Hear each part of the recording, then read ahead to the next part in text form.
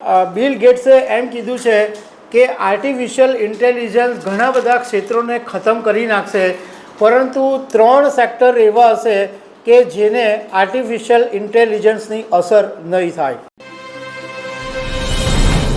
નમસ્કાર. માઇક્રોસોફ્ટના સહસ્થાપક બિલ ગેટ્સે એક એટલી મહત્ત્વની વાત કરી છે જે તમારે ખાસ જાણવા જેવી છે.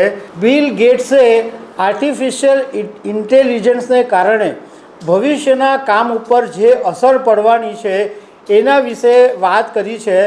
અને બિલ ગેટ્સે એમ કીધું છે કે આર્ટિફિશિયલ ઇન્ટેલિજન્સ ઘણા બધા ક્ષેત્રોને ખતમ કરી નાખશે, પરંતુ 3 સેક્ટર એવા હશે કે જેને આર્ટિફિશિયલ ઇન્ટેલિજન્સની અસર નહીં થાય.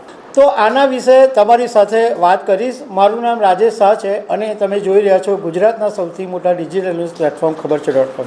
પરિવર્તન એ સંસારનો નિયમ છે અને તમે જોયું છે કે દરેક અમુક સમયે જુદી જુદી ક્રાંતિઓ થઈ છે. જ્યારે કોમ્પ્યુટર વિશે કોઈ જાણતું નહોતું ત્યારે ટેકનોલોજીની જબરજસ્ત ક્રાંતિ થઈ અને કોમ્પ્યુટર ટેકનોલોજી વિશે એટલી બધી ક્રાંતિ આવી કે એને કારણે ફાયદા પણ થયા, પરંતુ એ ટેકનોલોજીને જે લોકોએ ન સ્વીકારી એ પાછળ રહી ગયા.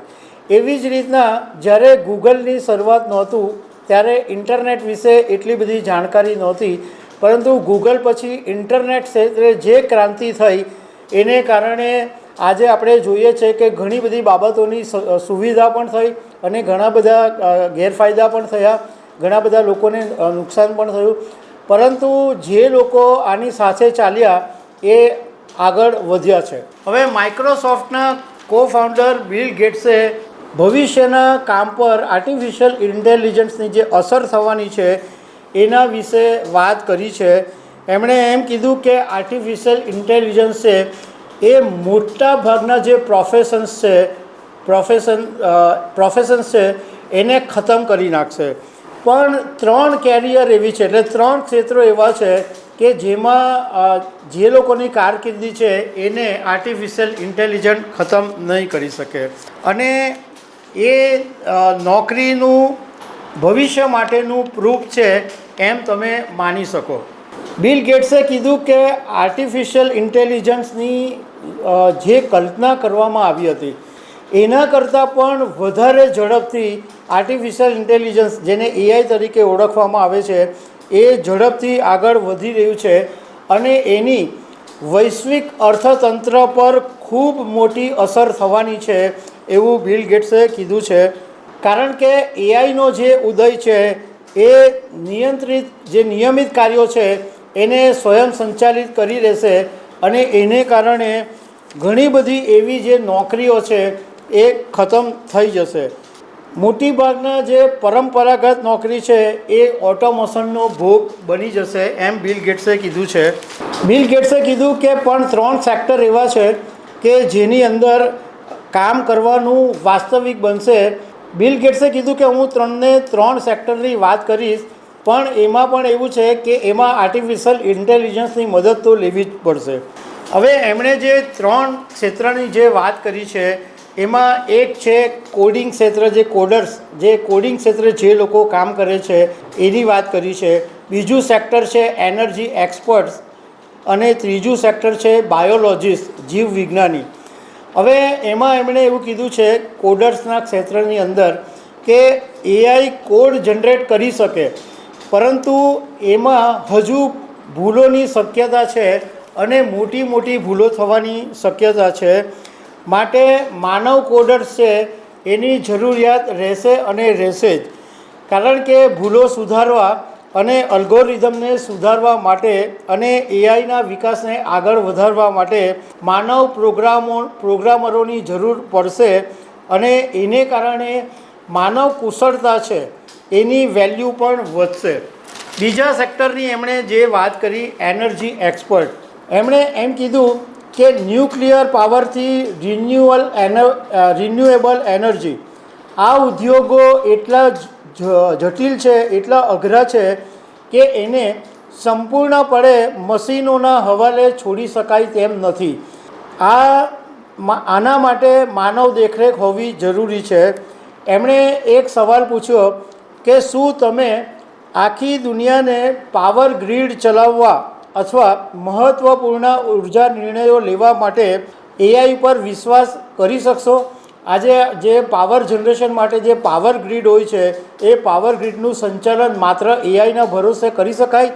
એવો બિલ ગેટ્સે સવાલ પૂછ્યો અને એમણે કીધું કે આ શક્ય નથી અને ઉર્જા નિષ્ણાતો જે છે, એનર્જી એક્સપર્ટ્સ છે, એની ભૂમિકા મહત્ત્વની બનવાની છે, કારણ કે એમના વગર આ વસ્તુ શક્ય જ નથી બનવાની. ત્રીજી એમણે જે વાત કરી બાયોલોજીસ્ટની, એમણે એમ કીધું કે આજે રોગોનું નિદાન કરવા કે ડીએનએનું વિશ્લેષણ કરવા માટે કેટલાક ક્ષેત્રોમાં ડૉક્ટર્સને પાછળ પાડી દેવા માટે એઆઈ પહેલેથી જ ઉપયોગી સાબિત થઈ ગયું છે, પરંતુ બાયોલોજીસ્ટ છે, જે જીવવિજ્ઞાની છે, એનું સ્થાન અકબંધ રહેશે, કારણ કે એઆઈની અંદર સર્જનાત્મકતા અને ઇન્ટ્યુશન, જેને આપણે આંતરસ્ફૂર્ણા કહેવાય, એ આંતરસ્ફૂર્ણાનો એઆઈની અંદર અભાવ હોય છે.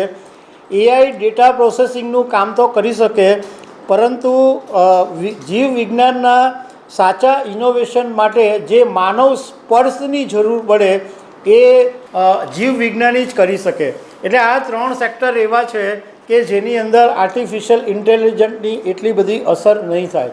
જો કે સાથે સાથે એમણે એવું પણ કીધું છે કે એઆઈ સાથે કામ કરનારા જીવ વિજ્ઞાનીઓ સંશોધન અને સફળતામાં આગળ મોખરે રહેશે, આગળ આવી શકશે.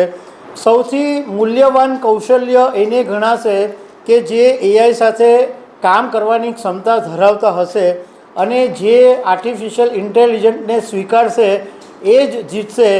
એના વિશે ફરિયાદ કરવાનો કોઈ અર્થ નથી. એમણે એમ પણ કીધું કે એઆઈ ફક્ત જોબ માર્કેટમાં જ નહીં, પરંતુ માનવ અસ્તિત્વના માળખામાં પણ મોટી ક્રાંતિ લાવશે. એટલે બિલ ગેટ્સની આ વાત સમજવા જેવી છે કે આર્ટિફિશિયલ ઇન્ટેલિજન્સનો જમાનો આવી રહ્યો છે અને એને તમારે સ્વીકારવો જ પડશે, સમયની સાથે ચાલવું જ પડશે. કારણ કે એક જમાનો હતો કે જ્યારે લોકો ગ્રેજ્યુએટ થતા તો લોકો એમને સન્માનથી જોતા હતા, પરંતુ સમય એવો ગયો કે ગ્રેજ્યુએટ કે આજે એન્જિનિયરિંગ ભણેલા લોકોની પણ એટલી બધી વેલ્યુ નથી થતી. એટલે તમારે જે બદલાવ આવ્યો છે એ સ્વીકારવો પડશે. બાકી જો તમે રોદણા રડીને બેસી રહેશો તો તમે પાછળ ચાલ્યા જશો અને જે લોકો સ્વીકારશે એ આગળ ચાલ્યા જશે. તો દર્શક મિત્રો, આવી અનેક વાતો સાથે અમે તમને મળતા રહીશું. Thank you very much.